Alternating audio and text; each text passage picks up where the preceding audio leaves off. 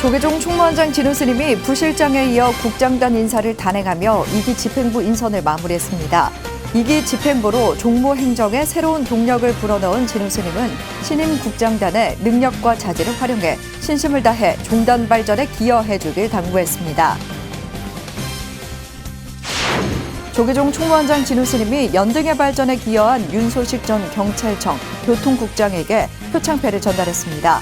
윤소식 전 국장은 연등회와 무차대회 등 종단 주요 행사의 원활한 진행을 적극 지원했다는 공고를 인정받았습니다.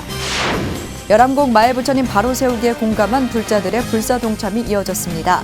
제주 약천사 한 신도가 열암곡 부처님 바로 세우기에 1,000만 원을 전달했습니다. 조계종 직영 불교 요양병원인 아미타 불교 요양병원에 전등사가 2천만 원을 쾌척했습니다. 조계종은 전국 4부대중의 지원에 힘입어 의료 환경 개선에 최선을 다한다는 계획입니다. 제13대 전국 비구니 회장 선거에 단독 출마한 광용 스님의 후보 자격에 이상 없음이 확인돼 사실상 당선이 확정됐습니다. 오늘 18일 예정된 임시총회에서 인준을 거쳐야 해 200명 이상 참석해야 하는 총회 성원 여부와 인준 투표 결과에 관심이 집중되고 있습니다.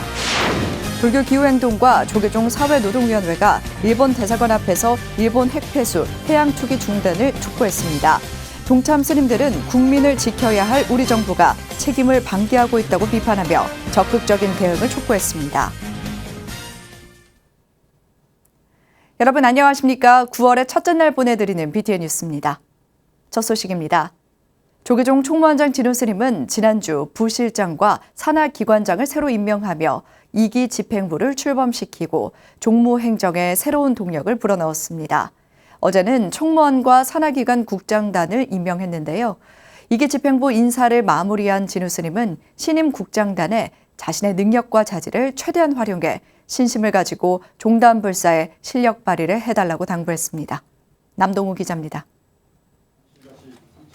조계종 총무원장 진우 스님은 어제 한국불교 역사문화기념관에서 직할교구 사무처 사무국장의 전 호복국장 선화 스님, 귀익실 홍보국장의 상주 동해사 주지 진효 스님, 감사국장의 김포 봉정사 주지 덕운 스님, 재무국장의 전 불학연구소 사무국장 영조 스님, 연등회 보존위원회 사무국장의 설경 스님을 임명했습니다.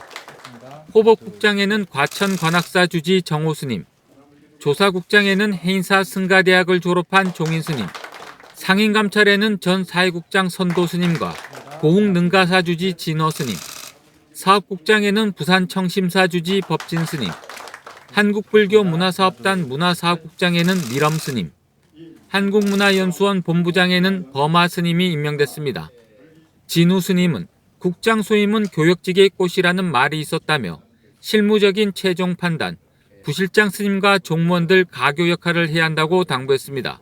국장 소임을 볼 때 본인의 능력과 자질을 최대한 발휘해서 그런 정책 또 업무에 있어서의 그 내용을 정확하고 신속하고 하게 파악을 해서 이게 업무 처리가 빨리 될 수 있도록.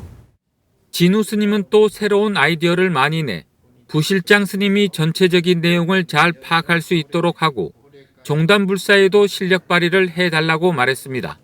37대 집행부가 하고자 하는 종단 불사에 대해서 직간접적으로 파악을 잘 하고 있으리라고 생각이 되고 그 점에 있어서 역점을 두고 최대한 그러한 신심을 가지고 실력 발휘를 좀 해줬으면 하는 그런 바람이 있습니다.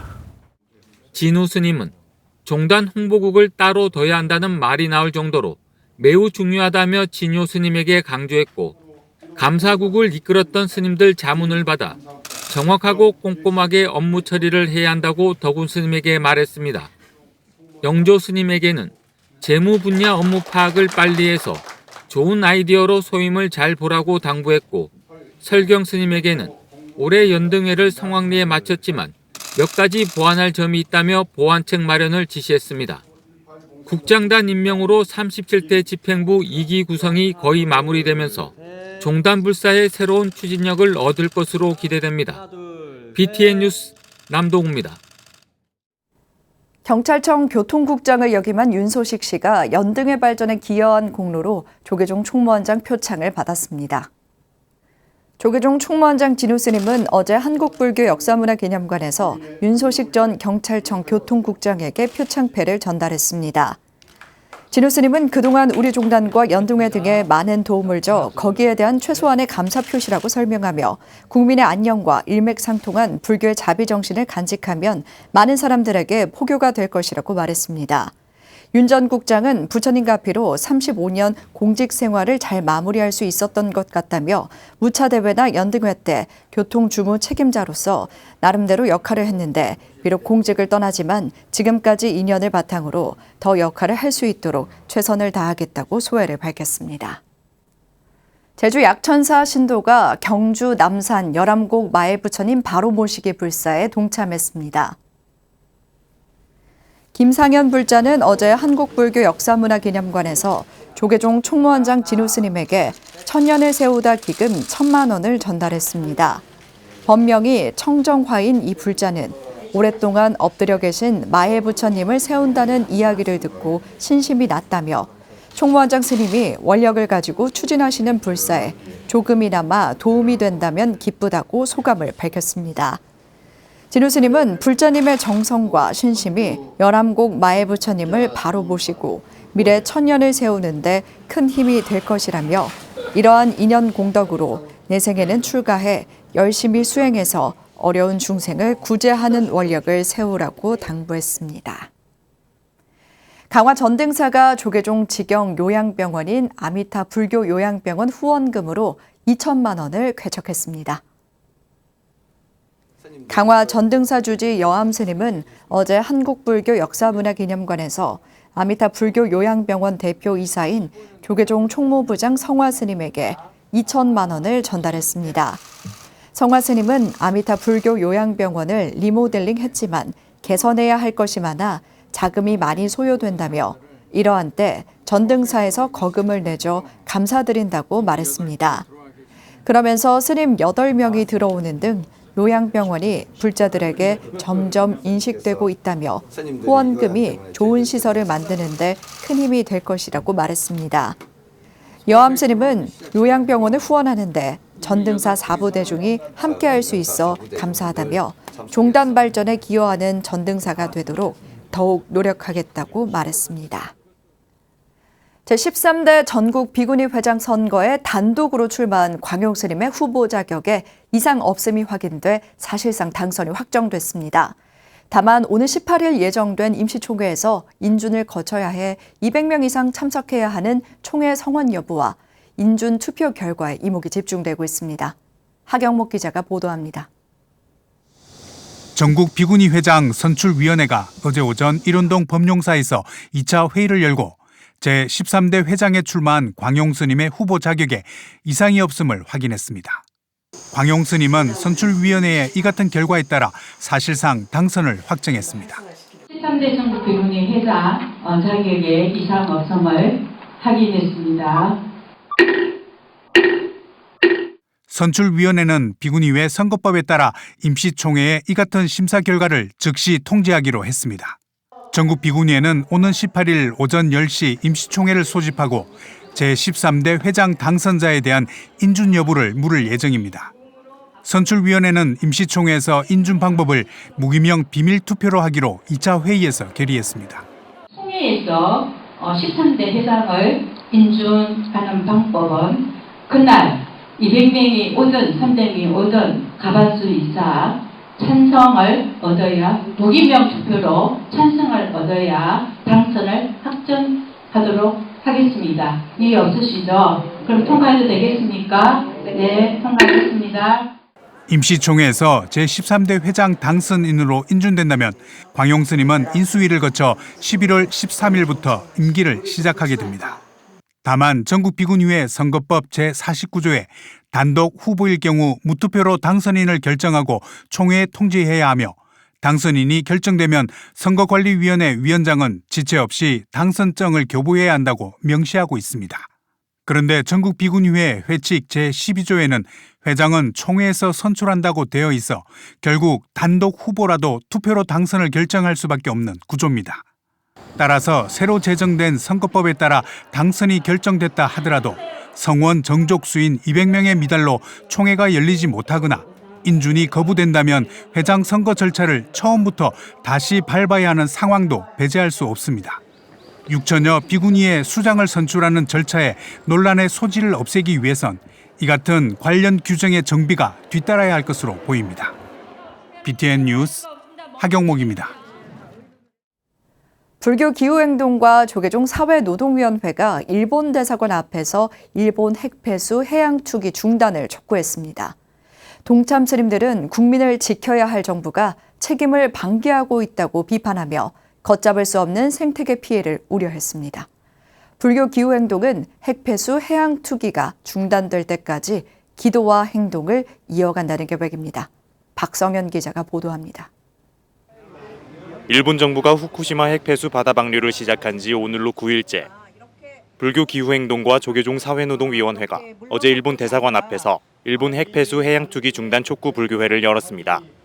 기도회에는 불교 기후행동 상임대표 일문스님, 조계종 사회노동위원회 부위원장 고금스님, 실천불교 승가회 명예대표 퇴유스님 등이 동참해 우리 정부와 일본 정부의 핵오염수 투기 중단을 촉구했습니다. 우리 정부가 일본 정부의 해양 투기 중단을 요구하고 국제해양법 재판소에 제소하는 등 적극적인 대응에 나서야 한다는 겁니다. 일문스님은 중국을 비롯한 인근 나라들은 일본 수산물 수입을 막으며 강력하게 반대 입장을 보이고 있는 반면 우리 정부는 제대로 된 반대 입장을 표명하지 않고 있다며 비판했습니다. 중국과 홍콩, 마카오, 대만 정부는 일본 수산물 전면 수입 금지를 통해서 일본 정부의 강력히 반대 입장을 표명하고 있습니다.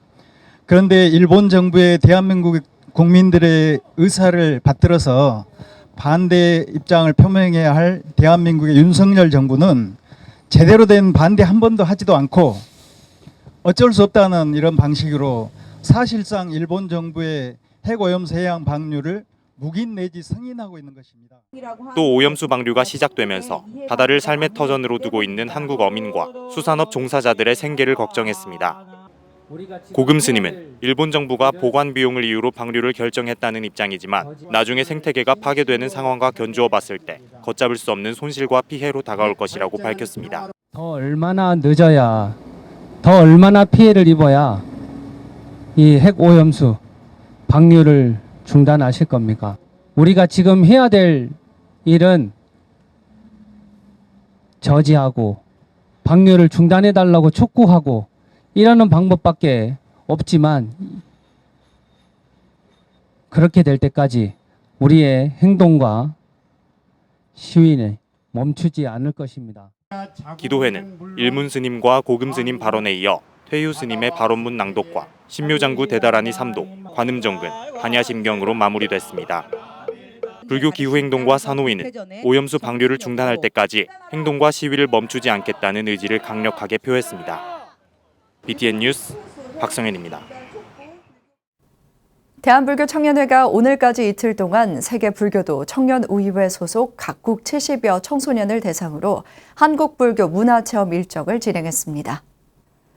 한국불교 문화체험 일정은 8월 30일 열릴 예정이던 국제불교 청소년 교환 캠프 IBY 대회가 내년 5월로 연기되면서 항공권을 환불하지 못한 신청자들을 위해 대불청이 마련한 일정입니다. 유네스코 세계문화유산 불국사 투어를 비롯해 경주 신라문화가 있는 유적지와 야경, 은혜사 템플스테이, 진각종, 태고종 등 다양한 한국 불교 문화를 체험하고 순례하며 IBY 대회 연기에 따른 불편을 줄이고 한국 불교 문화를 알리는 기회로 삼았습니다. 장정화 대불청 회장은 내년 5월 열리는 국제불교 청소년 교환 캠프 IBY 대회를 더욱 알차게 준비해 한국 불교의 위상을 높이고 청년 불교가 활성화될 수 있도록 하겠다고 말했습니다. 한편 대불청은 말레이시아, 몽골, 인도, 일본 등 세계 불교도 청년 우위회 청소년들과 불국사를 찾아 평생 포교에 매진해온 나가당 성타 대종사를 추모하는 시간도 가졌습니다. 누구나 쉽게 불교 계율을 이해할 수 있도록 돕는 책, 초학자와 함께하는 계율 공부가 출간됐습니다. 책을 읽다 보면 무릎을 탁 치게 하는 예시들로 한편의 설화를 읽어내려가는 듯한 즐거움까지 선사한다고 하는데요. 계율에 대한 궁금증을 한 권의 책으로 담은 초학자와 함께하는 계율 공부를 정준호 기자가 소개해드립니다. 온라인 수계가 가능합니까? 초학자와 함께하는 계율 공부 저자 정현 스님이 최근 자주 마주하게 된 질문입니다. 매체의 발달과 더불어 코로나 팬데믹을 거치며 유튜브와 줌 등 온라인 활동이 일상화가 되면서 자연스레 가지게 되는 궁금증들입니다. 정현 스님은 이런 질문들에 율장의 각종 작법이나 갈마의 필수 조건을 근거로 설명하며 독자들의 이해를 돕고 있습니다. 누구나 쉽게 실시간으로 예불 방송에 참여하고 설법을 듣는 것이 가능해졌지만 수계만큼은 계사를 통해 계법을 받아 계체를 형성하는 것이 가장 중요하다고 답을 내놨습니다. 현존해야 된다. 당사자가 반드시 이렇게 대면하고 해야 되는 것이 제일 중요합니다. 그래서 물론 이제 온라인 수계를 통해서 뭐 원거리에 있는 분들한테도 좀 기회를 준다라는 측면이 있기도 하지만은 또 다른 측면에서 바라봤을 때는 그 수계에 대해서 좀 가볍게 여길 수 있다. 계를 지킨다는 것이 의무감으로 생각돼 부담이 된다는 사람들에게도 명쾌한 해답을 제시합니다.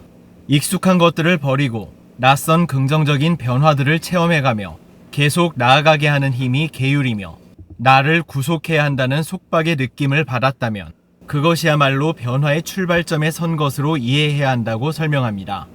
평소에는 그냥 생각 없이 하던 행위도 내가 계를 받은 사람으로서 이렇게 해도 되나? 이런 마음이 생기기 시작하는데 사실 그게 속박이라는 의미로 보면 속박이지만 그걸 기점으로 해서 우리 개개인의 신구의 삼업을 변화시킬 수 있는 어떤 기회가 되기 때문에 비구니 차별 또는 불평등에 대한 저자의 담론도 진솔하게 펼쳐놨습니다.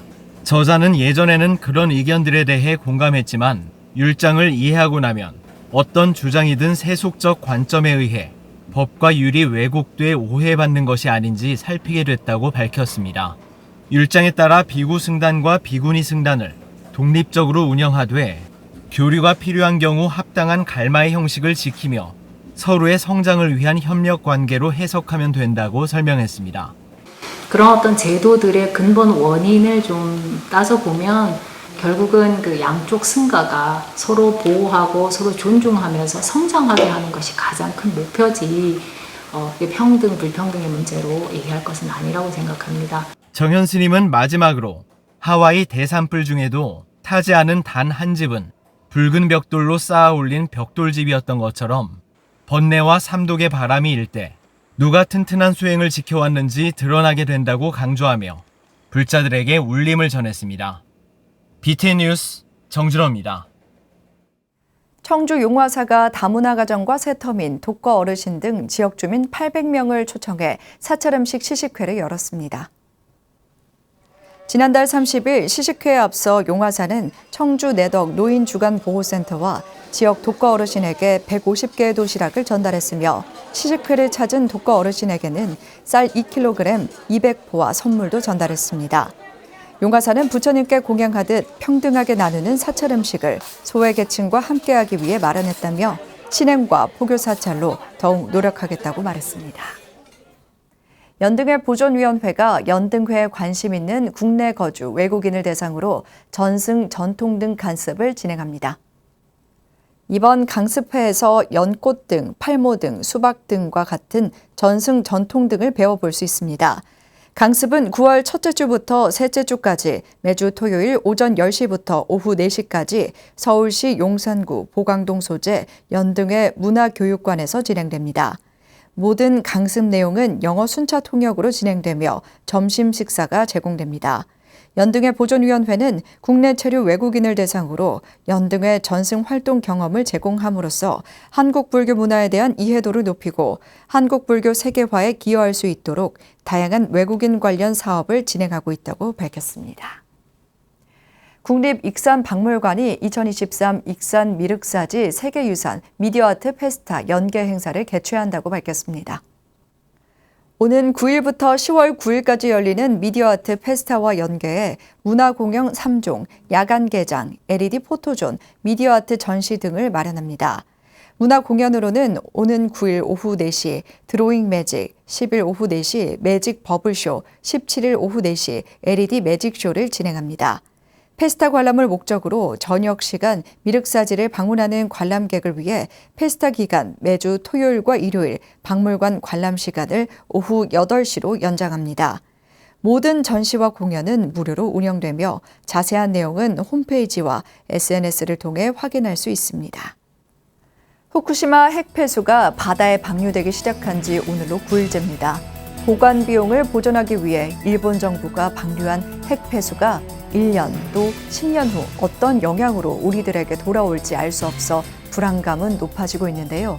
국민의 안전은 물론 불안까지도 해소해야 할 책임이 있는 우리 정부가 소극적인 대응으로 일관하고 있어 국민들의 불안감은 커지고 있는 것 같습니다. 금요일 7시 BTN 뉴스 마칩니다. 함께해 주신 여러분 고맙습니다.